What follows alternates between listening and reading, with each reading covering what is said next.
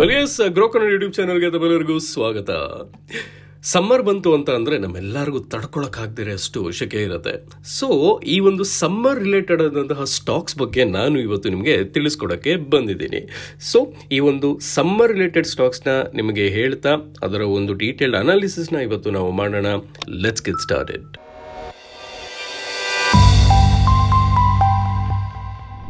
ಇವತ್ತಿನ ಮೊದಲನೇ ಸ್ಟಾಕ್ ಬಂದು ಬ್ಲೂ ಸ್ಟಾರ್. ಇವತ್ತಿನ ಒಂದು ಹೀಟ್ನ ನಾವು ನೋಡಿದ್ರೆ AC ಮತ್ತು ರಿಫ್ರಿಜಿರೇಟರು ತಲೆಗೆ ಫಸ್ಟ್ ಬರುತ್ತೆ.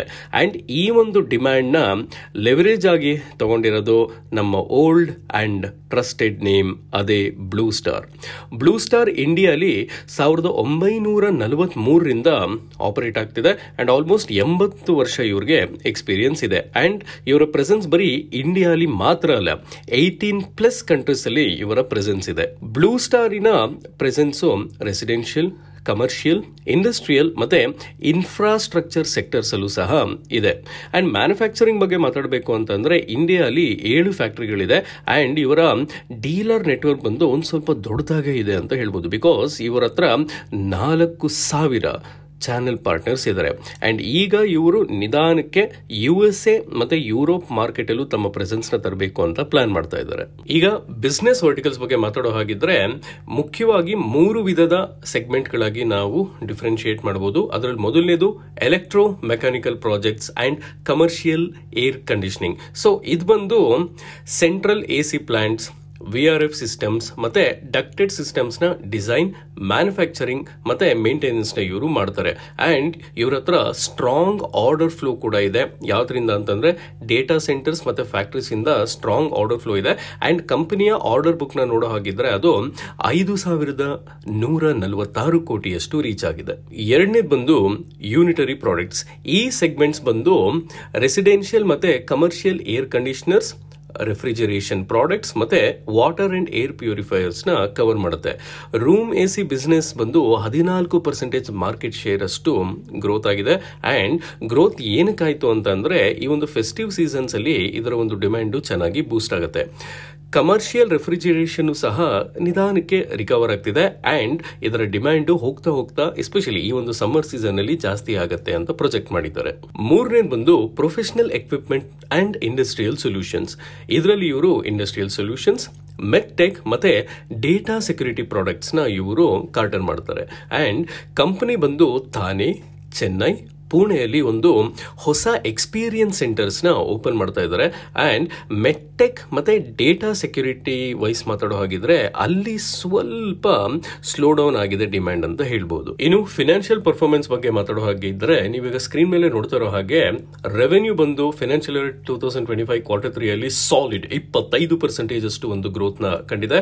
ಆ್ಯಂಡ್ ಇದರ ಒಂದು ಇನ್ಕ್ರೀಸ್ಡ್ ಎಫಿಷಿಯನ್ಸಿ ಇಲ್ಲಿ ನಮಗೆ ಕ್ಲಿಯರ್ ಆಗಿ ಕಾಣಿಸ್ತಿದೆ. ಆ್ಯಂಡ್ PBT ಬಂದು 33% ಗ್ರೋತ್ನ ಕಂಡ್ರೆ ಇವರ ಒಂದು ಆರ್ಡರ್ ಬುಕ್ ವ್ಯಾಲ್ಯೂ ಸಹ ತುಂಬಾನೇ ಸ್ಟ್ರಾಂಗ್ ಆಗಿದೆ ವಿತ್ 32% ಗ್ರೋತ್. ಬಟ್ ಇಷ್ಟು ಒಂದು ಗ್ರೋತ್ ಯಾಕೆ ಆಗ್ತಿದೆ ಅಂತಂದ್ರೆ ಅವರ ಎಲೆಕ್ಟ್ರೋ ಮೆಕ್ಯಾನಿಕಲ್ ಪ್ರಾಜೆಕ್ಟ್ಸ್ ಮತ್ತೆ ಕಮರ್ಷಿಯಲ್ ಸೆಗ್ಮೆಂಟ್ ಬಂದು 32.2% ಅಷ್ಟು ಜಂಪ್ ಆಯಿತು. ಏನಕ್ಕೆ ಅಂತಂದ್ರೆ ಡೇಟಾ ಸೆಂಟರ್ ಮಾರ್ಕೆಟ್ ಸೆಗ್ಮೆಂಟ್ಸ್ ಅಲ್ಲಿ ಇವರ ಬೆಟರ್ ಆರ್ಡರ್ ಫೈನಲೈಸೇಷನ್ ಮತ್ತೆ ಪರ್ಫಾರ್ಮೆನ್ಸ್ ಇಂದಾಗಿ. ಆ್ಯಂಡ್ ಇವರ AC ರೂಮ್ ಬಿಸ್ನೆಸ್ ಇರುತ್ತೆ ಗೊತ್ತಾ, ರೂಮ್ AC ಬಿಸ್ನೆಸ್ ಅಲ್ಲೂ ಸಹ 21.9% ಅಷ್ಟು ಒಂದು ರೆವೆನ್ಯೂ ಅಲ್ಲಿ ಇನ್ಕ್ರೀಸ್ ನ ಕಂಡ್ರು. ಆ್ಯಂಡ್ ಇದು ಬಂದು ಫೆಸ್ಟಿವ್ ಸೀಸನ್ ಅಲ್ಲಿ ಒಂದು ಸ್ಟ್ರಾಂಗ್ ಡಿಮ್ಯಾಂಡ್ ಇರೋ ಕಾರಣ ಈ ಒಂದು ಗ್ರೋತ್ ನ ಇವರು ಕಂಡ್ರು. ಆ್ಯಂಡ್ ಒಂದು ಓವರ್ ಆಲ್ ಬಿಗರ್ ಪಿಕ್ಚರ್ ನ ನೀವು ನೋಡೋ ಹಾಗಿದ್ರೆ ನೀವೀಗ ಸ್ಕ್ರೀನ್ ಮೇಲೆ ನೋಡ್ತಾ ಇರೋ ಹಾಗೆ ಕಂಪನಿಯ 3 ಇಯರ್ ರೆವೆನ್ಯೂ CAGR ಬಂದು 31% ಇದೆ. ಆ್ಯಂಡ್ ಪ್ರಾಫಿಟ್ CAGR ಬಂದು 78% ರೀಚ್ ಆಗಿದೆ. ಆ್ಯಂಡ್ ಈ ಒಂದು ಮ್ಯಾಸಿವ್ ಪ್ರಾಫಿಟ್ ಗ್ರೋತ್ ಯಾಕೆ ಬಂದಿದೆ ಅಂತಂದ್ರೆ ಮೇಜರ್ ಆಗಿ ಕಾಸ್ಟ್ ಕಂಟ್ರೋಲ್, ಎಫಿಷಿಯನ್ಸಿ ಇಂಪ್ರೂವ್ಮೆಂಟ್ಸ್ ಮತ್ತೆ ಲೋವರ್ ಟ್ಯಾಕ್ಸ್ ಪೇಮೆಂಟ್ಸ್ ಇಂದ ಬಂದಿರೋದನ್ನ ನಾವು ಕಾಣಬಹುದು. ಸೊ ಈ ಒಂದು ಎಲೆಕ್ಟ್ರೋ ಮೆಕ್ಯಾನಿಕಲ್ ಪ್ರಾಜೆಕ್ಟ್ಸ್ ಮತ್ತೆ ಕಮರ್ಷಿಯಲ್ ಏರ್ ಕಂಡೀಷನಿಂಗ್ ಸಿಸ್ಟಮ್ಸ್ ಇದೆಯಲ್ಲ, ಇದು ಬಂದು ಕಂಪನಿಯ ರೆವೆನ್ಯೂ ಅಲ್ಲಿ more than half of it ಇದನ್ನೇ ಕಾಂಟ್ರಿಬ್ಯೂಟ್ ಮಾಡುತ್ತೆ ಓವರ್ ಆಲ್ ರೆವೆನ್ಯೂ ಅಲ್ಲಿ ಈ ಒಂದು ಸೆಗ್ಮೆಂಟ್. ಅದಾದ್ಮೇಲೆ ಯೂನಿಟರಿ ಪ್ರಾಡಕ್ಟ್ಸ್ ಬಂದು 41% ಅಷ್ಟು ಒಂದು ಕಾಂಟ್ರಿಬ್ಯೂಷನ್ ಕೊಟ್ಟಿದೆ ಈ ಒಂದು ಕ್ವಾರ್ಟರ್. ಆ್ಯಂಡ್ PEIS ಡಿವಿಷನ್ ಬಂದು ಬರೀ 3% ಅಷ್ಟು ಒಂದು ಕಾಂಟ್ರಿಬ್ಯೂಷನ್ ಕೊಟ್ಟಿದೆ. ಆ್ಯಂಡ್ ಇನ್ನೊಂದು ಇಂಟ್ರೆಸ್ಟಿಂಗ್ ಪಾಯಿಂಟ್ನ ನೀವು ಗಮನಿಸಬೇಕಾಗಿರೋದು ಏನಂತಂದ್ರೆ ಕಂಪನಿಯ long term borrowings sales as of September 2024 0 ಅಲ್ಲಿದೆ. ಅಟ್ ದ ಸೇಮ್ ಟೈಮ್ ಇವರ ರಿಸರ್ವ್ಸ್ ಸಹ ಡಬಲ್ ಆಗಿದೆ. ಸೊ ಏನಕ್ಕೆ ಅಂತಂದ್ರೆ ಅಪ್ರಾಕ್ಸಿಮೇಟ್ಲಿ 1,000 ಕೋಟಿಯಷ್ಟು ಒಂದು ಪ್ರೀಮಿಯಂ ಇವರ ಈಕ್ವಿಟಿ ಶೇರ್ ಅಲಾಟ್ಮೆಂಟ್ ಅಲ್ಲಿ ಇವರಿಗೆ ಸಿಕ್ಕಿದೆ. ಅಂಡ್ 3 ವರ್ಷದ ಆವರೇಜ್ ROCE ನೀವು ಗಮನಿಸುವ ಹಾಗಿದ್ರೆ ಅದು ಇಂಪ್ರೆಸಿವ್ ಆಗಿ 23.5% ಅಲ್ಲಿ ನಿಂತಿದೆ. ಅಂಡ್ ಇದ್ರ ಜೊತೆ ಕಂಪನಿಯ ಸೇಲ್ಸ್ ಗ್ರೋತ್ ಕನ್ಸಿಸ್ಟೆಂಟ್ ಆಗಿ over the last 3 year average ನೀವೇನಾದ್ರು ತಗೊಂಡ್ರೆ ಅದು 31% ಇದೆ. ಅಂಡ್ ಆಪರೇಟಿಂಗ್ ಮಾರ್ಜಿನ್ ಸಹ ಕನ್ಸಿಸ್ಟೆಂಟ್ ಆಗಿ 7% ಅಲ್ಲಿ ಇದೆ. ಈಗ ಗ್ರೋತ್ ಔಟ್ಲುಕ್ ಬಗ್ಗೆ ಮಾತಾಡೋ ಹಾಗಿದ್ರೆ ಮೋತಿಲಾಲ್ ಓಸ್ವಾಲ್ ಅವರ ಒಂದು ರಿಪೋರ್ಟ್ ಪ್ರಕಾರ ಇಂಡಸ್ಟ್ರಿಯ CAGR ಬಂದು ಫಿನಾನ್ಷಿಯಲ್ 2024 ಇಂದ 27 ವರೆಗೂ 19% ಆಗ್ಬಹುದು ಅನ್ನೋ ಒಂದು ಎಸ್ಟಿಮೇಷನ್ ಕೊಟ್ಟಿದ್ದಾರೆ. ಅದ್ರ ಜೊತೆ ಇದು ಜಸ್ಟ್ ಕೇವಲ ಸ್ಟಾರ್ಟಿಂಗ್ ಪಾಯಿಂಟ್. ಬಿಕಾಸ್ ಮುಂದೆ ಹೋಗ್ತಾ ಹೋಗ್ತಾ ಈ ಒಂದು ಏರ್ ಕಂಡೀಷನ್ ಪೆನಿಟ್ರೇಷನ್ ಏನಿದೆ ಮಾರ್ಕೆಟ್ ಅಲ್ಲಿ ಅದು 7% ಇಂದ 40% ವರೆಗೂ ಹೋಗ್ಬೋದು ಬೈ ದ ಇಯರ್ 2050 ಅಂತ ಹೇಳಿದ್ದಾರೆ. ಸೊ ಇದರ ಅರ್ಥ ಏನು ಅಂತಂದ್ರೆ ಡಿಮ್ಯಾಂಡ್ ಜಾಸ್ತಿ ಇದೆ, ಅದ್ರ ಜೊತೆಗೇನೆ ಜನ ಜಾಸ್ತಿ ದುಡಿತಾ ಇದ್ದಾರೆ, ಲೈಫ್ ಸ್ಟೈಲ್ ಚೇಂಜ್ಗಳಾಗ್ತಿದೆ ಅಂಡ್ ಜನ ಜಾಸ್ತಿ ಒಂದು AC ರೂಮ್ಗಳನ್ನ ಮತ್ತೆ ಒಂದು ಏರ್ ಕಂಡೀಷನ್ ಸ್ಪೇಸ್ನ ಜಾಸ್ತಿ ಇಷ್ಟಪಡ್ತಿರೋದ್ರಿಂದ ಇದು ಎಲ್ಲ ಸೇರಿ ಇಂಡಸ್ಟ್ರಿಗೆ ಒಂದು ಡಿಮ್ಯಾಂಡ್ನ ಹೆಚ್ಚಾಗಿಸಿದೆ. ಅದ್ರ ಜೊತೆ ಕೆಲವೊಂದು ಮೇಜರ್ ಫ್ಯಾಕ್ಟರ್ಸ್ ಯಾವ್ದು ಸಮ್ಮರ್ ಸೀಸನ್ನಿನ ಒಂದು ಇಂಪ್ಯಾಕ್ಟು, ಗೌರ್ಮೆಂಟ್ ಸ್ಪೆಂಡಿಂಗ್ ರಿವೈವಲ್, ಆಮೇಲೆ ಆಕ್ಸಿಲರೇಟೆಡ್ ಕೇಪೆಕ್ಸ್ ಫ್ರಮ್ ಪ್ರೈವೇಟ್ ಸೆಕ್ಟರ್ ಇದೆಯಲ್ಲ, ಇದೆಲ್ಲ ಸೇರಿ ಒಂದು ಮೇಜರ್ ಬಲ ಕೊಟ್ಟಿದೆ ಈ ಒಂದು ಸೆಗ್ಮೆಂಟ್ಗೆ ಅಂತ ಹೇಳಿದ್ರೆ ತಪ್ಪಾಗಲ್ಲ. On top of that Blue Star ಬಂದು ತನ್ನ ಒಂದು ಮ್ಯಾನುಫ್ಯಾಕ್ಚರಿಂಗ್ ಕೆಪಾಸಿಟಿನ ಎಕ್ಸ್ಪ್ಯಾಂಡ್ ಮಾಡ್ತಿದೆ. ಅಂಡ್ ಈಗ ರಿಸ್ಕ್ ಬಗ್ಗೆ ಮಾತಾಡೋ ಹಾಗಿದ್ರೆ ಫಸ್ಟ್ ಅಂಡ್ ಬಿಗ್ಗೆಸ್ಟ್ ಇಶ್ಯೂ ಬಂದು ಸಪ್ಲೈ ಕಾನ್ಸ್ಟೆಂಟ್. ಬಿಕಾಸ್ ಬ್ಲೂ ಸ್ಟಾರಿನ MD ಆದಂತಹ ತ್ಯಾಗರಾಜನ್ ಅವರ ಪ್ರಕಾರ ಈ ಒಂದು AC-ಗಳಲ್ಲಿ ಏನ್ ಕಂಪ್ರೆಸರ್ನ ಉಪಯೋಗಿಸ್ತಾರೆ 60% 70% ಆಫ್ ದ ಕಂಪ್ರೆಸರ್ಸ್ನ ಅವರು ಚೈನಾಯಿಂದನೇ ಇಂಪೋರ್ಟ್ ಮಾಡ್ಕೊತಾರೆ. ಸೊ ಇದು ಬರೀ ಇಂಡಿಯಾಗೆ ಮಾತ್ರ ಎಫೆಕ್ಟ್ ಆಗಲ್ಲ, ಬಿಕಾಸ್ ಚೈನಾಯಿನ ಡೊಮೆಸ್ಟಿಕ್ AC ಡಿಮ್ಯಾಂಡು ಸಹ ಜಾಸ್ತಿ ಆಗ್ತಿದೆ. ಬಿಕಾಸ್ ಅಲ್ಲಿ ಗೌರ್ಮೆಂಟ್ ಈ ಒಂದು ಸಬ್ಸಿಡೀಸ್ನ ಇಂಟ್ರೊಡ್ಯೂಸ್ ಮಾಡಿದ್ದಾರೆ, ಒಂದು AC ರಿಲೇಟೆಡ್ ಸಬ್ಸಿಡೀಸ್ನ. ಸೊ ಅಲ್ಲಿ ಏನಾದರೂ ಡೊಮೆಸ್ಟಿಕ್ ಡಿಮ್ಯಾಂಡ್ ಜಾಸ್ತಿ ಆದ್ರೆ ಇಲ್ಲಿ ಗ್ಲೋಬಲ್ ಸಪ್ಲೈ ಕ್ರಂಚ್ ಆಗ್ಬೋದು. ಸೊ ಅದರಿಂದ ಇಂಡಿಯಾಗೆ ಇಂಪ್ಯಾಕ್ಟ್ ಆಗೇ ಆಗುತ್ತೆ. ಇನ್ನೊಂದು ಚಾಲೆಂಜ್ ಏನು ಅಂತಂದ್ರೆ ಈ ಒಂದು ಇಂಟರ್ನ್ಯಾಷನಲ್ ಎಕ್ಸ್ಪೆನ್ಷನ್ ಬಗ್ಗೆ ಇವರು ಕಾನ್ಸಂಟ್ರೇಟ್ ಮಾಡ್ತಿದಾರಲ್ಲ ಆಗ್ಲೇ ಹೇಳಿರೋಂಗೆ.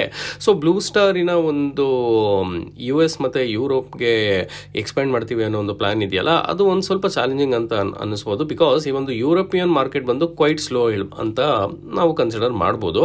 ಅಂಡ್ US ಚೈನಾ ಮಧ್ಯೆ ಇರೋ ಒಂದು ಟ್ರೇಡ್ ಪಾಲಿಸಿ ಸಹ ಅನ್ಸರ್ಟನ್ ಆಗಿರೋ ಕಾರಣ ಇದೆಲ್ಲಾನು ಒಂದು ರಿಸ್ಕ್ ಅಂತ ಕಾಂಟ್ರಿಬ್ಯೂಟ್ ಆಗುತ್ತೆ. ಸೊ ಕ್ವಿಕ್ ಆಗಿ ಎರಡನೇ ಕಂಪ್ನಿ ಬಗ್ಗೆ ಮಾತಾಡೋಣ. ಎರಡನೇ ಕಂಪ್ನಿ ಬಂದು United Breweries, UBL. Yes, UBL ಬಂದು ಕಿಂಗ್ ಆಫ್ ಬಿಯರ್ ಮಾರ್ಕೆಟ್ ಅಂತ ಹೇಳ್ಬೋದು. ನಾವು ಕಿಂಗ್ ಅಂತ ಹೇಳ್ತಿದೀವಿ ಅಂತಂದ್ರೆ ನಿಜವಾಗ್ಲೂ ಇವರು ಕಿಂಗ್ ಅಂತ ಹೇಳ್ಬೋದು. ಏನಕ್ಕೆ ಅಂತಂದ್ರೆ ಕಂಪನಿ ಬಂದು ಇಂಡಿಯಾಯಿನ ಬಿಯರ್ ಮಾರ್ಕೆಟ್ ಅಲ್ಲಿ 54% ಅಷ್ಟು ಒಂದು ಸ್ಟ್ರಾಂಗ್ ಶೇರ್ ಹೋಲ್ಡ್ ನ ಇವರು ಹೊಂದಿದ್ದಾರೆ. ವಿಚ್ ಮೀನ್ಸ್ ದಟ್ ಇಂಡಿಯಾಲಿ ಯಾವ್ದಾದ್ರು ಒಂದು ಬಿಯರ್ ಸೇಲ್ ಆದ್ರೆ 50% ಚಾನ್ಸ್ ಏನು ಅಂತಂದ್ರೆ ಯಾವ ಬಿಯರ್ ಸೆಲ್ ಆಗಿರತ್ತೋ ಅದು UBL ಆಗಿರೋದಕ್ಕೆ ಒಂದು 50% ಚಾನ್ಸ್ ಇದೆ ಅಂತ ಹೇಳ್ಬೋದು. ಅಂಡ್ ಇವರ ಫ್ಲಾಗ್ಶಿಪ್ ಬ್ರ್ಯಾಂಡ್ ಆದಂತಹ ಕಿಂಗ್ ಫಿಶರ್ ಏನಿದೆ ಅದು ಪ್ರತಿಯೊಂದು ಪಾರ್ಟಿಲೂ ನಾವು ನೋಡ್ಬೋದು. ಅದ್ರ ಜೊತೆಗೇನೆ ಹ್ಯಾಂಕೆನ್ ಬಂದು ಇವರ ಒಂದು ಪೋರ್ಟ್ಫೋಲಿಯೋಲಿ one of the big name ಅಂತಾನೆ ಹೇಳ್ಬೋದು. ಅಂಡ್ ಈ ಒಂದು ಬಿಗ್ ನೇಮ್ ಗ್ಲೋಬಲ್ ಲೆವೆಲ್ ಸಹ ಒಂದು ಬಿಗ್ ನೇಮ್ ಅಂತ ಹೇಳ್ಬೋದು. ಅಂಡ್ ಕಂಪನಿ ಬರೀ ಇಂಡಿಯಾಲಿ ಮಾತ್ರ ತನ್ನ ಪ್ರೆಸೆನ್ಸ್ ನ ಇಟ್ಕೊಂಡಿಲ್ಲ, 50+ ಕಂಟ್ರೀಸ್ ಅಲ್ಲಿ ಇವರ ಒಂದು ಪ್ರೆಸೆನ್ಸ್ ಇದೆ. ಆಲ್ದೋ ಇಂಟ್ರೆಸ್ಟಿಂಗ್ಲಿ ಫಿನಾನ್ಷಿಯಲ್ 2024 ಅಲ್ಲಿ ಇವರ ಒಂದು ಎಕ್ಸ್ಪೋರ್ಟ್ ಕಾಂಟ್ರಿಬ್ಯೂಷನ್ ಇವರ ಬಿಸ್ನೆಸ್ಗೆ ಕೇವಲ 1.19% ಆಗಿತ್ತು.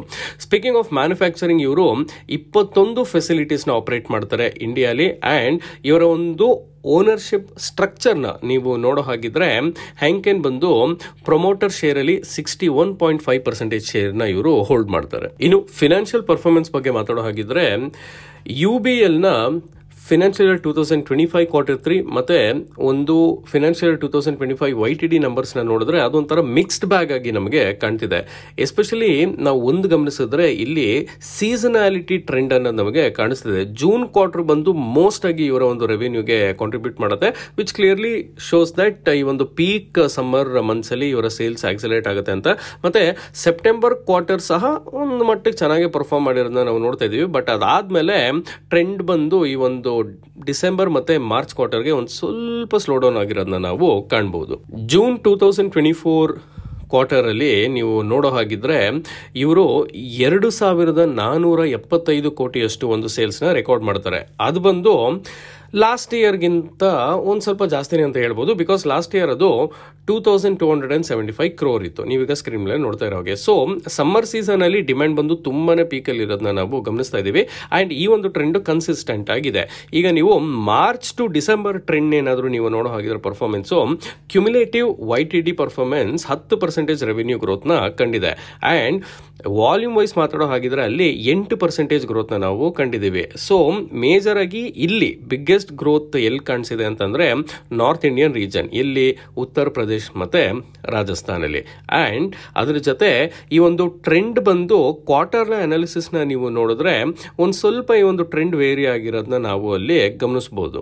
ರೆವೆನ್ಯೂ ಗ್ರೋತ್ ಬಂದು 10% ಅಲ್ಲಿದೆ, ಬಟ್ EBIT ಮತ್ತೆ ಪ್ಯಾಟ್ ಬಂದು ಮೇಜರ್ ಆಗಿ ಡಿಕ್ಲೈನ್ ಆಗಿರೋದನ್ನ ನಾವು ನೋಡಬಹುದು.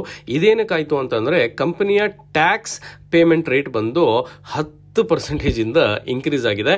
ಅಂಡ್ ಅದ್ರ ಜೊತೆಗೇನೆ ಒನ್ ಟೈಮ್ ಎಕ್ಸೆಪ್ಷನಲ್ ಲಾಸ್ ಆದಂತಹ 26 ಕೋಟಿ, ಕೆಲವೊಂದು ಪ್ರೋಗ್ರಾಮ್ ಇಂದ ಇವರು 26 ಕೋಟಿ ಲಾಸ್ನ ಇವರು ಫೇಸ್ ಮಾಡಬೇಕಾಯಿತು, ಅದು ಸಹ ಇದಕ್ಕೆ ಕಾಂಟ್ರಿಬ್ಯೂಟ್ ಮಾಡಿತು. ಅಂಡ್ ಪ್ರೀಮಿಯಂ ಸೆಗ್ಮೆಂಟ್ ಬಂದು ಸಾಲಿಡ್ ಆಗಿ 33% ಅಷ್ಟು ಒಂದು ಗ್ರೋತ್ನ ದಾಖಲೆ ಮಾಡಿತು. ಸೊ ಇದರಿಂದಾಗಿ ಒಂದು ಸ್ಟ್ರಾಂಗ್ ಡಿಮ್ಯಾಂಡ್ ಶಿಫ್ಟ್ನ ನಾವು ನೋಡಬಹುದು. ಬಟ್ ಓವರ್ ಆಲ್ ಮಾರ್ಜಿನ್ ಒಂದು ಪ್ರೆಷರ್ ಅಲ್ಲಿ ಇರೋದನ್ನು ಸಹ ನಾವು ಇಲ್ಲಿ ಕಾಣಬಹುದು. ಪ್ಲಸ್ ಕಂಪನಿ ಒಂದು ಲಾಂಗ್ ಟರ್ಮ್ ಇಂದನೂ ಒಂಥರ ಡೆಪ್ಟ್ ಫ್ರೀ ಆಗಿದೆ, which makes the balance sheet stronger. ಈ ಒಂದು ಬ್ಯಾಲೆನ್ಸ್ ಶೀಟ್ ಬಂದು ತುಂಬಾ ಸ್ಟ್ರಾಂಗ್ ಆಗೋದಕ್ಕೆ ಈ ಒಂದು ಡೆಪ್ಟ್ ಫ್ರೀನೇ ಕಾರಣ ಅಂತ ಹೇಳ್ಬೋದು. ಡೆಪ್ಟರ್ ಮತ್ತೆ ಕ್ರೆಡಿಟರ್ ಡೇಸ್ ಎರಡು ಇನ್ಕ್ರೀಸ್ ಆಗಿರೋ ಕಾರಣ ಇಲ್ಲಿ ಇನ್ವೆಂಟರಿ ಮ್ಯಾನೇಜ್ಮೆಂಟ್ ಚೆನ್ನಾಗಿದೆ. ಸೊ ಇದರಿಂದ ಕ್ಯಾಶ್ ಕನ್ವರ್ಷನ್ ಸೈಕಲ್ ಸಹ ಇಂಪ್ರೂವ್ ಆಗಿದೆ. ಸೊ ಇವರ ಒಂದು ಇನ್ವೆಂಟರಿ ಮತ್ತು ಪೇಯಬಲ್ಸ್ ಅಲ್ಲಿ ಒಂದು ಇಂಪ್ರೂವ್ಮೆಂಟ್ನ ನಾವು ಕಾಣ್ತಾ ಇದ್ದೀವಿ. ಸೊ ಇದರಿಂದ ವರ್ಕಿಂಗ್ ಕ್ಯಾಪಿಟಲ್ ಮ್ಯಾನೇಜ್ಮೆಂಟು ಒಂದು ಸ್ವಲ್ಪ ಸ್ಟೇಬಲ್ ಆಗಿದೆ ಅಂತ ನಾವು ಅನ್ಕೊಬೋದು.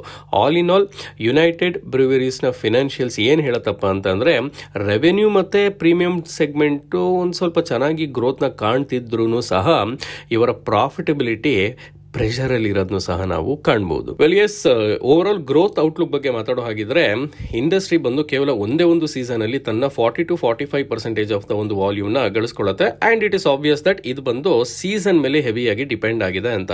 ಯೂಶಲ್ ಆಗಿ ಏಪ್ರಿಲ್ ಮತ್ತೆ ಜುಲೈಯಲ್ಲಿ ಪೀಕ್ ಸಮ್ಮರ್ ಇರೋ ಒಂದು ಕಾರಣ ಇಲ್ಲಿ ಒಂದು ಹೈಯೆಸ್ಟ್ ವಾಲ್ಯೂಮ್ ನ ಇವರು ಪಡ್ಕೊಂತಾರೆ. ಏನಕ್ಕೆ ಅಂತಂದ್ರೆ ಸಮ್ಮರ್ ಅಲ್ಲಿ ಡಿಮ್ಯಾಂಡ್ ಜಾಸ್ತಿ ಇರುತ್ತೆ, ಜನ ಜಾಸ್ತಿ ಕನ್ಸ್ಯೂಮ್ ಮಾಡ್ತಾರೆ. ಸೊ ಅದರಿಂದಾಗಿ ಸೇಲ್ಸು ಶೂಟಪ್ ಆಗುತ್ತೆ. ಸೊ ಹೋದ ವರ್ಷ ಬಂದು ಎಲೆಕ್ಷನ್ ಇರೋ ಕಾರಣ ಅಲ್ಲಿ ಒಂದು ಆಫ್ಸೆಟ್ ಆಗಿ ಒಂದು ಮೇಜರ್ ರೀಸನ್ ಸಹ ನಾವು ಇಲ್ಲಿ ಕಾಣಬಹುದು. ಅಂಡ್ ಬರೀ ವಾಲ್ಯೂಮ್ ಗ್ರೋತ್ ಅಷ್ಟೇ ಅಲ್ಲ, ಇವರ ಒಂದು ಪ್ರೀಮಿಯಮೈಸೇಷನ್ ಏನಿದೆ ಇದರಿಂದನೂ ಸಹ ಒಂದು ಮೇಜರ್ ಕಾಂಟ್ರಿಬ್ಯೂಷನ್ ಇದೆ ಅಂತ ಹೇಳ್ಬೋದು. ಇವರ ಪ್ರೆಸ್ಟೀಜ್ ಮತ್ತೆ ಅಬೌವ್ ಸೆಗ್ಮೆಂಟ್ ಬಂದು ಸ್ಟ್ರಾಂಗ್ ಆಗಿ ಗ್ರೋತ್ ಆಗಿರೋದನ್ನ ನಾವು ಕಾಣ್ಬೋದು. ಅಂಡ್ ಅರ್ಬನೈಸೇಷನ್ ಸಹ ಈ ಒಂದು ಪ್ರೀಮಿಯಂ ಬಿಯರ್ ಡಿಮ್ಯಾಂಡ್ ನ ಇನ್ನ ಮುಂದಕ್ಕೆ ತಗೊಂಡೋಗ್ತಾ ಇದೆ.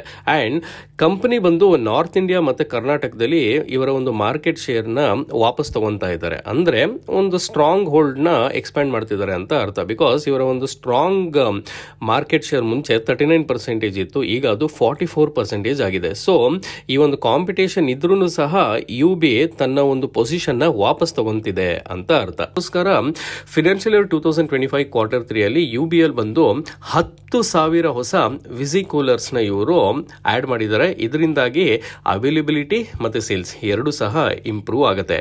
ಈಗ ಸಪ್ಲೈ ಚೈನ್ ಮತ್ತೆ ಇನ್ಪುಟ್ ಕಾಸ್ಟ್ ಬಗ್ಗೆ ನಾವು ಮಾತಾಡೋ ಹಾಗಿದ್ರೆ ಗ್ಲಾಸ್ ಪ್ರೈಸಸ್ ಬಂದು ಸ್ಟೆಬಿಲೈಸ್ ಆಗ್ತಿದೆ. And ethanol based ENA production cost ಕೂಡ ರೆಡ್ಯೂಸ್ ಆಗೋ ಚಾನ್ಸಸ್ ಇದೆ. ಇನ್ನು ಈ ಕಂಪ್ನಿಯ ರಿಸ್ಕ್ ಬಗ್ಗೆ ಮಾತಾಡೋ ಹಾಗಿದ್ರೆ ಇಷ್ಟು ದೊಡ್ಡ ಮಾರ್ಕೆಟ್ ಅಲ್ಲಿ ಚಾಲೆಂಜಸ್ ಅನ್ನೋದು ಬಂದೇ ಬರುತ್ತೆ.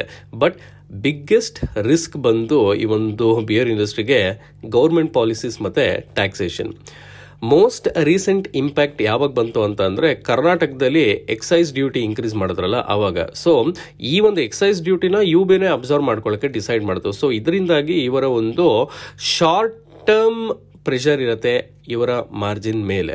ಅಂಡ್ ತೆಲಂಗಾಣಲ್ಲೂ ಸಹ ಬಿಯರ್ ಪ್ರೈಸಸ್ಸು 15% ಜಾಸ್ತಿ ಆಯಿತು, ವಿಚ್ ಮೀನ್ಸ್ ದಟ್ ಕಂಪನಿಯ ಪ್ರೈಸಿಂಗ್ ಪವರ್ ಏನಿದೆ ಅದು ಸ್ವಲ್ಪ ಲಿಮಿಟೆಡ್ ಆಗಿರೋದನ್ನ ನಾವು ಇಲ್ಲಿ ಕಾಣ್ಬೋದು. ಅಂಡ್ ಅದ್ರ ಜೊತೆಗೇನೆ ರಿಸೀವಬಲ್ಸ್ ಜಾಸ್ತಿ ಇರೋದ್ರಿಂದ ಇವರ ಕ್ಯಾಶ್ ಫ್ಲೋಗೆ ಇದು ಬಿಗ್ಗೆಸ್ಟ್ ಇಶ್ಯೂ ಅಂತಾನೂ ಹೇಳ್ಬೋದು.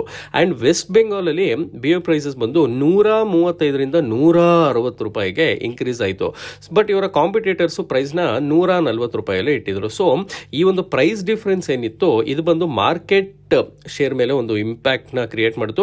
ಇಲ್ಲಿ ಯುಬಿಗೆ ಒಂದು ಹೊಡೆತ ಬಿತ್ತು. ಸಿಮಿಲರ್ಲಿ ರಾಜಸ್ಥಾನ್ ಮತ್ತು ತಮಿಳುನಾಡಲ್ಲಿ ಈ ಒಂದು TAS MSC ಇಂದ ಒಂದು ಇನ್ಸಫಿಷಿಯಂಟ್ ಆರ್ಡರಿಂಗ್ ಆಯಿತು. ಸೊ ಇದರಿಂದಾಗಿ ಕಿಂಗ್ ಫಿಶರು ತುಂಬ ಬೇಗನೆ ಔಟ್ ಆಫ್ ಸ್ಟಾಕ್ ಆಯಿತು. ವಿಚ್ ಮೀನ್ಸ್ ದ್ಯಾಟ್ ಅವೈಲಬಿಲಿಟಿ ಮತ್ತು ಪ್ರೈಸಿಂಗ್ ಇಶ್ಯೂ ಬಂದು ಯುಬಿನ ಒಂದು ಮಾರ್ಕೆಟ್ ಶೇರ್ ಮೇಲೆ ಒಂದು ದೊಡ್ಡ ಪರಿಣಾಮನ ಬೀರ್ತಿದೆ. ಕಂಪ್ನಿ ಬಂದು ತನ್ನ ಇನ್ವೆಂಟ್ರಿ ಮ್ಯಾನೇಜ್ಮೆಂಟ್ನ ಇನ್ಕ್ರೀಸ್ ಮಾಡ್ತಿದೆ, ಇಂಪ್ರೂವ್ ಸಹ ಮಾಡ್ತಿದೆ.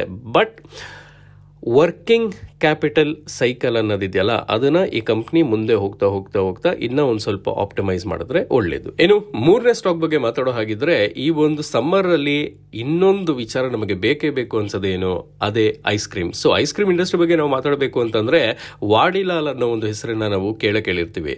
1907 ಸೋಡಾ ಕಂಪನಿಯಾಗಿ ಈ ಕಂಪನಿ ಸ್ಟಾರ್ಟ್ ಆಗುತ್ತೆ. ಬಟ್ ಇವತ್ತಿಗೆ ಒಂದು ಈ ವಾಡಿಲಾಲ್ ಅನ್ನೋದು ಒಂದು ಲೆಗಸಿ ಅಂತಾನೆ ಹೇಳ್ಬೋದು. ಅಂಡ್ ಇವರು ಬರೀ ಐಸ್ ಕ್ರೀಮ್ಗೆ ಮಾತ್ರ ಸೀಮಿತ ಆಗಿಲ್ಲ, ಬದಲಿಗೆ ಡೈರಿ ಪ್ರಾಡಕ್ಟ್ಸ್ ಮತ್ತೆ ಪ್ರೋಸೆಸ್ಡ್ ಫುಡ್ಸ್ನು ಸಹ ಇವರು ಸೆಲ್ ಮಾಡ್ತಾರೆ. ಇನ್ನು ಬಿಸ್ನೆಸ್ ಪೊಸಿಷನ್ ಬಗ್ಗೆ ಮಾತಾಡೋ ಹಾಗಿದ್ರೆ ವಾಡಿಲಾಲ್ ಬಂದು ಇಂಡಿಯಾಲಿ second largest ice cream brand and cones, cups ಮತ್ತೆ ಕ್ಯಾಂಡಿ ಸೆಗ್ಮೆಂಟ್ ಅಲ್ಲಿ ಬಿಗ್ಗೆಸ್ಟ್ ಪ್ಲೇಯರ್ ಅಂತಾನೆ ಹೇಳ್ಬೋದು. ಅಂಡ್ ಆರ್ಗನೈಸ್ಡ್ ಮಾರ್ಕೆಟ್ ಅಲ್ಲಿ ಇವರು 16% ಆಫ್ ದ ಒಂದು ಮಾರ್ಕೆಟ್ ಶೇರ್ ನ ಹೋಲ್ಡ್ ಮಾಡ್ತಾರೆ. ಅಂಡ್ ಇಂಡಿಯಾ ಅಲ್ಲಿ ಆರ್ಗನೈಸ್ಡ್ ಐಸ್ ಕ್ರೀಮ್ ಮಾರ್ಕೆಟ್ ಬಂದು 20,000 ಕೋಟಿಯಷ್ಟು ವರ್ತಿದೆ. ಐಸ್ ಕ್ರೀಮ್ ಇಂಡಸ್ಟ್ರಿಯಲ್ಲಿ one of the major mandate thing ಅಂತ ಅಂದ್ರೆ ಡಿಸ್ಟ್ರಿಬ್ಯೂಷನ್ ನೆಟ್ವರ್ಕ್ ಅಂಡ್ ಇದು ತುಂಬಾನೇ ಮ್ಯಾಟರ್ ಆಗತ್ತಲ್ಲಿ. ಸೊ ವಾಡಿಲಾಲ್ ಹತ್ರ ಇಲ್ಲೊಂದು ಸ್ಟ್ರಾಂಗ್ ಪೊಸಿಷನ್ ಇದೆ. ಏನಕ್ಕೆ ಅಂತಂದ್ರೆ ಇವ್ರ ಹತ್ರ 1,75,000 ಡೀಲರ್ಸ್ ಮತ್ತೆ ಟ್ರೇಡ್ ಪಾರ್ಟ್ನರ್ಸ್ ಇದ್ದಾರೆ. ಸೊ ಇದರಿಂದಾಗಿ ಇವರು ಪ್ಯಾನ್ ಇಂಡಿಯಾ ಡಿಸ್ಟ್ರಿಬ್ಯೂಷನ್ ನೆಟ್ವರ್ಕ್ ಅಲ್ಲಿ ಮೇಜರ್ ಆಗಿ ಡಾಮಿನೇಟ್ ಮಾಡ್ತಾರೆ. ಅಂಡ್ ಇವರ ಒಂದು ಮಾಡರ್ನ್ ರಿಟೇಲ್ ಅಲ್ಲೂ ಸಹ ಒಂದು ಗುಡ್ ಪ್ರೆಸೆನ್ಸ್, ಒಂದು ಒಳ್ಳೆಯ ಪ್ರೆಸೆನ್ಸ್ ನ ಹೊಂದಿದ್ದಾರೆ. ಬಿಕಾಸ್ ಈ ಒಂದು Reliance fresh, D mart, food Bazaar ಇಲ್ಲೆಲ್ಲ ಇವರು ಮೋರ್ ದೆನ್ 100 SKUs ನ ಇವರು ಹಾಕಿದ್ದಾರೆ. ಅಂಡ್ ಬರೀ ಇಂಡಿಯಾ ಅಲ್ಲಿ ಅಷ್ಟೇ ಅಲ್ಲ, ವಾಡಿಲಾಲ್ ಬಂದು ಇಂಟರ್ನ್ಯಾಷನಲ್ ವೈಸು ಒಂದು ಸ್ಟ್ರಾಂಗ್ ಪ್ರೆಸೆನ್ಸ್ ನ ಹೊಂದಿದೆ. ಅಂಡ್ ಇವರು 24 ಕಂಟ್ರಿಗೆ ಎಕ್ಸ್ಪೋರ್ಟ್ ಮಾಡ್ತಾರೆ. ಸೊ ಇವರ ಒಂದು ಎಕ್ಸ್ಪೋರ್ಟ್ ಇಂದ ಒಂದು ಟೋಟಲ್ ರೆವೆನ್ಯೂ ಅಲ್ಲಿ ಇವರು 18.74% ಅಷ್ಟು ಒಂದು ಟೋಟಲ್ ಟರ್ನ್ ಓವರ್ನ ಈ ಒಂದು ಎಕ್ಸ್ಪೋರ್ಟ್ ಇಂದಾನೆ ಪಡ್ಕೊಂತಾರೆ. ಇದರ ಅರ್ಥ ಏನು, ವಾಡಿಲಾಲ್ ಐಸ್ ಕ್ರೀಮ್ ಬರೀ ಇಂಡಿಯಾಲ್ ಅಷ್ಟೇ ಅಲ್ಲ, ಥ್ರೂ ಔಟ್ ದ ಗ್ಲೋಬ್ ಒಂದು ಒಳ್ಳೆಯ ಟೇಸ್ಟ್ ನ ಕೊಟ್ಟು ಆ ಒಂದು ಕನ್ಸ್ಯೂಮರ್ಸ್ ಮತ್ತೆ ಕಸ್ಟಮರ್ಸ್ ನ ಹಾಗೆ ಬ್ಯಾಲೆನ್ಸ್ ಮಾಡಿದ್ದಾರೆ ಅಂತ ಅರ್ಥ. ಇನ್ನು ಒಂದು ಬಿಸ್ನೆಸ್ ಡಿವಿಷನ್ ಬಗ್ಗೆ ಮಾತಾಡೋ ಹಾಗಿದ್ರೆ ಕಂಪನಿಯ 90% of the revenue ice cream ಇಂದಾನೆ ಬರುತ್ತೆ. ಇನ್ ಮಿಕ್ಕಿದ 10% ಬಂದು ಪ್ರೋಸೆಸ್ ಫುಡ್ಸ್ ಇಂದ ಇವರು ತಗೋತಾರೆ. ಅಂಡ್ ಇಂಡಿಯಾನ ಐಸ್ ಕ್ರೀಮ್ ಮಾರ್ಕೆಟ್ ಬಂದು 20,000 ಕೋಟಿ ಇದೆ. ಅಂಡ್ 60% ಆಫ್ ದ ಶೇರ್ ನ ಆರ್ಗನೈಸ್ಡ್ ಪ್ಲೇಯರ್ಸ್ ಏನೇ ಹೋಲ್ಡ್ ಮಾಡ್ತಾರೆ. ಅಂಡ್ ಗ್ರೋತ್ ಪೊಟೆನ್ಷಿಯಲ್ ಬಗ್ಗೆ ನಾವು ಮಾತಾಡೋ ಹಾಗಿದ್ರೆ ಇಂಡಿಯಾನ ಐಸ್ ಕ್ರೀಮ್ ಮಾರ್ಕೆಟ್ ಬಂದು 12 to 14% CAGR ಅಷ್ಟು ಒಂದು ಬೆಳೀತಾ ಇದೆ. ಅಂಡ್ ಓವರ್ ಆಲ್ ಎಕಾನಮಿಗೆ ಏನಾದ್ರು ಕಂಪೇರ್ ಮಾಡಿದ್ರೆ ಇದು ಸ್ವಲ್ಪ ಫಾಸ್ಟರ್ ಅಂತಾನೆ ಹೇಳ್ಬೋದು. ಅಂಡ್ ಕನ್ಸ್ಯೂಮರ್ ಹ್ಯಾಬಿಟ್ಸ್ ಅವಾಗ ಚೇಂಜ್ ಆಗ್ತಾನೆ ಇರುತ್ತೆ. ಸೊ ಆ ಒಂದು ಕನ್ಸ್ಯೂಮರ್ ಹ್ಯಾಬಿಟ್ಸ್ ಚೇಂಜ್ ಆಗ್ತಾ ಇದ್ದಂಗೆ ಇವರು ಪ್ರಾಡಕ್ಟ್ಸ್ ಸಹ ಇವರು ಚೇಂಜ್ ಮಾಡ್ತಾ ಹೋಗಬೇಕು ಇಂಡಸ್ಟ್ರಿಯಲ್ಲಿ ಸರ್ವೈವ್ ಆಗಬೇಕು ಅಂತಂದ್ರೆ. ಸೊ ಅದಕ್ಕೋಸ್ಕರ ವಾಡಿಲಾಲ್ ಅವರು ಪ್ರೀಮಿಯಂ ಪ್ರಾಡಕ್ಟ್ಸ್ನ ಲಾಂಚ್ ಮಾಡಿದ್ದಾರೆ. For example government natural ice creams ಇರ್ಬೋದು, ಪ್ರೀಮಿಯಂ ಐಸ್ ಕ್ರೀಮ್ ಕೇಕ್ ಮತ್ತೆ ಡಾರ್ಕ್ ಚಾಕ್ಲೇಟ್ ರೇಂಜಸ್, ಅದ್ರ ಜೊತೆ 1+1 ಪಾರ್ಟಿ ಪ್ಯಾಕ್ಸ್ ಇವರು ಲಾಂಚ್ ಮಾಡಿದ್ದಾರೆ.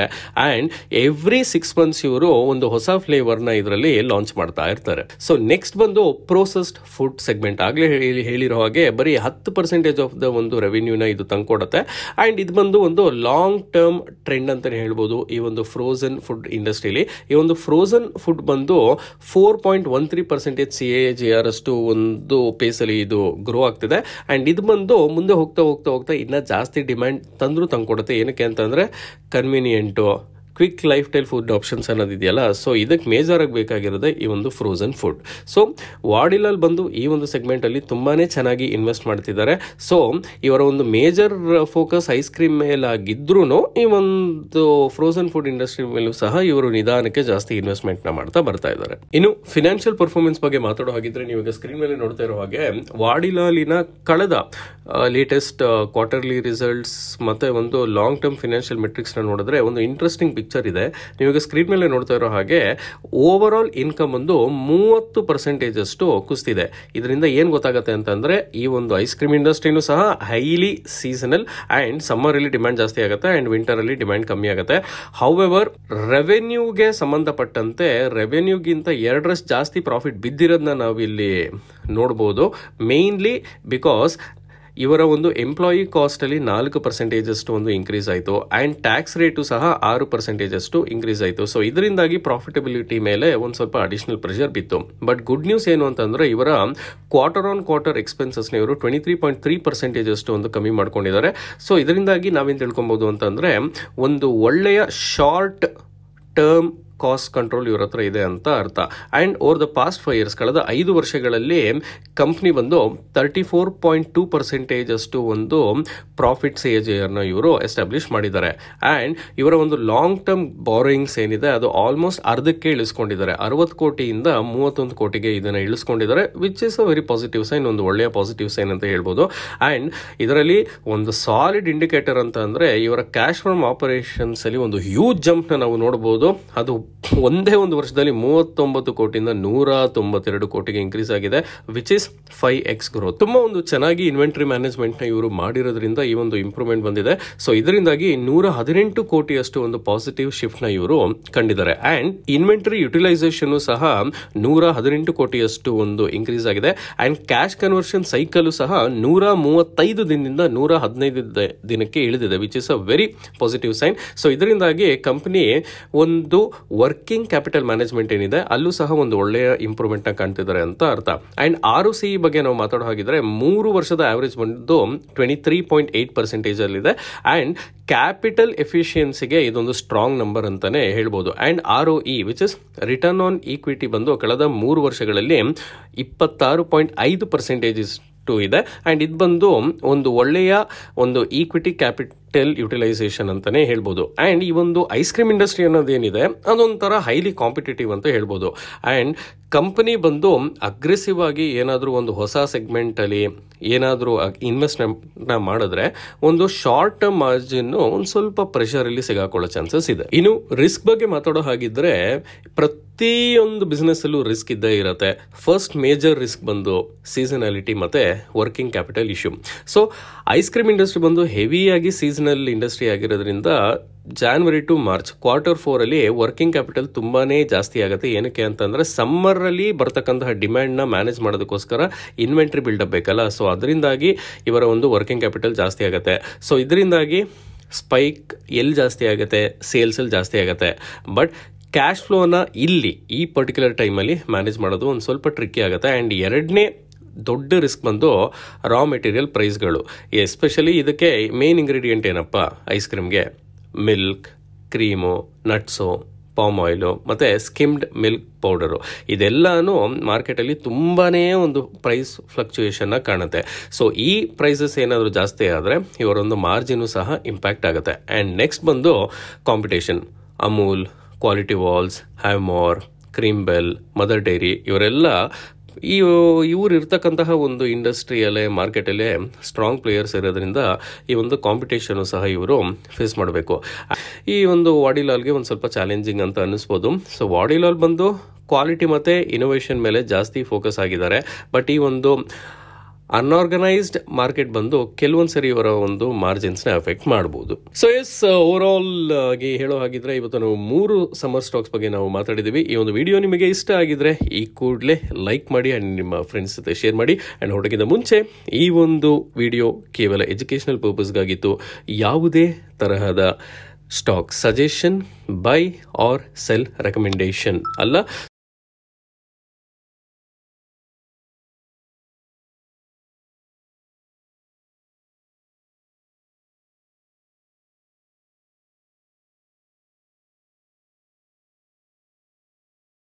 Investment in securities market are subject to market risks. Read all the related documents carefully before investing. Please read the risk disclosure documents carefully before investing in equity shares, derivatives, mutual fund, and or other instruments traded on the stock exchanges.